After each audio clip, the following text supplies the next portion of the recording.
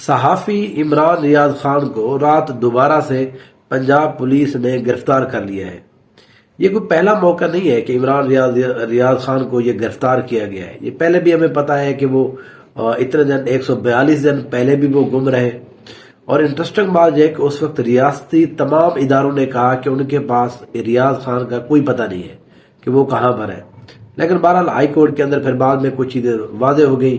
باقی دنیا کو تو ہر کسی کو پتہ تھا کہ وہ کہاں پر ہے، کن کے پاس ہے، لیکن وہ جب 142 دن کے بعد آئے، پھر 3 ماہ تک وہ بولنے کے لائق نہیں تھے، ان کو دوبارہ سے اس نے کوئی پریکٹس وغیرہ کی، وہ بولنے کے لائق ہوئے، تو ابھی 15 سے 20 دن پہلے ہی انہوں نے اپنے دوبارہ سے وی لاگ اور اپنی صحافت کو دوبارہ سٹارٹ کیا تھا۔ رات دوبارہ سے ان کو پنجاب پولیس نے ان کے گھر میں ریڈ کیا ہے، ایلیٹ فورس کے جوان تھے، ان کو دوبارہ سے گرفتار کر لیا گیا ہے۔ یہ معاملہ کیا تھا یہ میں آپ کو سارا بتاتا ہوں۔ اگر آپ میرے یوٹیوب چینل کے اوپر نئے ہیں تو پلیز سبسکرائب کیجئے، کمنٹ کیجئے اور لائک کے بٹن کو دبا دیجئے۔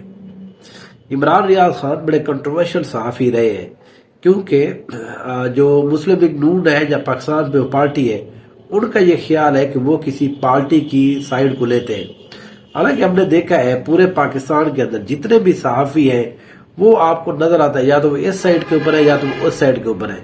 بہت کم لوگ ہیں جو آپ 1 سے 2 صحافی صرف کہہ سکتے ہیں جن کی جو لائن ہوتی ہے، جن کا تجزیہ ہوتا ہے، جن کی خبریں ہوتی ہیں، وہ کسی بھی پارٹی کی طرف ٹلٹ نہیں کرتی۔ یہ تو پولرائزیشن ہمارے جو سوسائٹی ہے اس کے اندر بھی ہر جگہ موجود ہے، وہ اسٹیبلشمنٹ سے لے کر، وہ بیوروکریسی سے لے کر، وہ گورنمنٹ ادارے ہو گئے، وہاں سے ہوتے ہوئے صحافی کوئی بھی چیز دیکھے، پولرائزیشن اور وہ تو یہاں پر موجود ہے، کوئی کسی سائیڈ کے اوپر ہے، کوئی کسی سائیڈ کے اوپر۔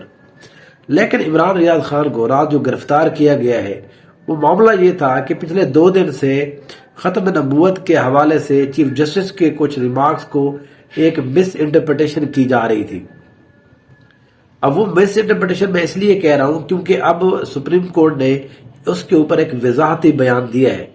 میرے اپنے علم میں بھی تھا یہ معاملہ ایکچولی ہے کیا۔ دیکھیں، ہم جس سوسائٹی کے اندر رہتے ہیں وہاں پر اتنی پولرائزیشن موجود ہے کہ آپ کوئی ایک بات کریں تو اس کے 2 سے 3 مطلب خود ہی لوگ نکال لیتے ہیں۔ تو میں تو بہرحال مذہب کے حوالے سے میں کوشش کرتا ہوں کہ اس حوالے سے میں کوئی بھی اپنی ویلاگ نہ کروں، وہ معاملے کو میں علیحدہ رکھتا ہوں۔ وہ جتنے بھی ایشو ہیں جب تک وہ واضح نہ ہو جائے، کیونکہ اس کا اصل پتہ نہیں چلتا وہ ایکچولی بات ہے کیا۔ تو بہرحال اس کو سیٹ اسائیڈ، اس حوالے سے سائبر کرائم ونگ نے اب یہ فیصلہ کیا تھا کہ ان لوگوں کے خلاف جن لوگوں نے چیف جسٹس کے خلاف یہ کمپین چلائی ہے تو ان کو ہم گرفتار کریں گے۔ پہلی جو گرفتاری ہوئی ہے وہ عمران ریاض خان کی اسی تناظر میں کی گئی ہے۔ سوال یہ ہے کہ آخر کیا وہ معاملہ اگر اسی طرح سے نہیں تھا تو پھر سپریم کورٹ آف پاکستان نے کل اس کا وضاحتی بیان کیوں نہیں جاری کیا؟ دیکھیں، یہ ایسا نہیں ہو سکتا، اس کے اوپر سارا کا سارا معاملہ جو ہے وہ سوشل میڈیا پہ نہیں جاتا۔ سوشل میڈیا کا تو کوئی نمائندہ وہاں پر موجود ہی نہیں تھا جب چیف جسٹس نے یہ ریمارکس دیے ہیں۔ پرابلم کیا ہے؟ پرابلم یہ ہے کہ جو میڈیا وہاں پر موجود ہوتا ہے، جن کے نمائندے موجود ہوتے ہیں، وہ جس طرح کی خبریں باہر آ کر بتاتے ہیں، جس طرح کی خبریں یہاں پر آ کے پھیلائی جاتی ہیں، اس کے بعد سوشل میڈیا اس کے اوپر ریئیکشن دیتا ہے۔ سوشل میڈیا کوئی ایسا ٹول نہیں ہے خبریں گیدر کرنے کا، بلکہ سوشل میڈیا جن خبریں ہوتی ہیں اس کو وہ اس کے اوپر تبصرے کرتا ہے، صحیح یا غلط یہ اور بات ہے۔ پھر اس کے بعد میمز بنائے جاتے ہیں۔ ضروری نہیں ہے کہ ہر بات کو آپ سیریس لے لیں، لیکن بہرحال اس معاملے کے اوپر اس معاملے کو مولانا فضل الرحمان صاحب کا بھی بیان ہے، ہر جو مکتب فکر ہے اس کا بیان بھی آیا ہے۔ تو کیا ان سب کو اب گرفتار کیا جائے گا؟ تو میرا نہیں خیال، کیونکہ اب جو ہے ریاست اب اس طرح کے متحمل نہیں ہو سکتی کہ اب مذہبی لوگوں کے خلاف بھی اب آپ نے سیاسی طور کے اوپر تو لوگوں کو اتنا آپ نے اپنے مخالف کر لیا ہے، مذہبی حوالے سے آپ 12 چیزوں کو علیحدہ رکھتے ہیں۔ اب جب ان کا وضاحتی بیان آ گیا ہے تو دیکھنا یہ چاہیے تھا کیا اس کے بعد بھی ابھی تک وہ کمپین جاری تھی، یا چیف جسٹس کو مفت کے اندر بغیر کسی وجہ کے ملائن کیا جا رہا تھا۔ لیکن یہاں پر سائبر ونگ نے کیا کیا، جیسے ہی یہاں پر سپریم کورٹ کی وضاحت آئی انہوں نے پچھلی بات کے اوپر جو ہے وہ ایکشن لینا شروع کر دیا۔ اب معاملہ یہ ہے کہ عمران ریاض خان کا ایک تو پتہ نہیں ہے اس کو کہاں رکھا گیا ہے، جو دو آفیسز ہیں سائبر کے کرائم کے، جن لوگوں کو جس آفیسز میں لایا جاتا ہے وہاں پر وہ موجود نہیں تھے. تو ہمیں پتا ہے کہ یہاں پر کون جو ہے وہ کدھر لے کے جا رہا ہے. اصل مسئلہ یہ ہے کہ وہ جو ختم نبوت والا معاملہ تھا اس حوالے سے بات ہی نہیں ہے. اس کو صرف ٹول اب استعمال کیا جائے گا ہر بندے کے خلاف، وہ چاہے میں ہوں یا جو مجھے سن رہے ہیں ان کے خلاف بھی استعمال کیا جائے گا. ان کو بھی یہ بات کہی جائے گی کہ اس نے بھی یہ بات کی تھی لہذا اس کو بھی جیل میں ڈال دو. جس طرح سے ہم نے دیکھا ہے 9 مئی کے حوالے سے ہر اس بندے کو بھی پکڑا گیا ہے جس کو یہ تاریخ کا پتہ نہیں ہے کہ یہ ہے کیا، اس کا معاملہ کیا ہے. تو اب جو ہے دیکھیں یہاں پر جب سے مریم نواز شریف صاحبہ آئی ہے ہمیں تھوڑا سا سیاست کو اب سمجھنا پڑے گا. مریم نواز صاحبہ کے آنے کی وجہ سے اگر کچھ لوگوں کا یہ خیال ہے کہ اب تحریک انصاف یا ان کے جو اپوننٹس ہیں مسلم لیگ نون کے، ان کے اوپر ہاتھ ہلا رکھا جائے گا تو یہ ان کی بڑی خام خیالی ہے. کیونکہ مریم نواز شریف جو ہے وہ ان کی پولیٹکس ہی اسی سٹائل کے اوپر ہے. وہ یہاں پر انتقام کی سیاست کو دوبارہ جنم دے رہی ہے. وہ پہلے بھی انتقام کے اندر سے رہی ہے.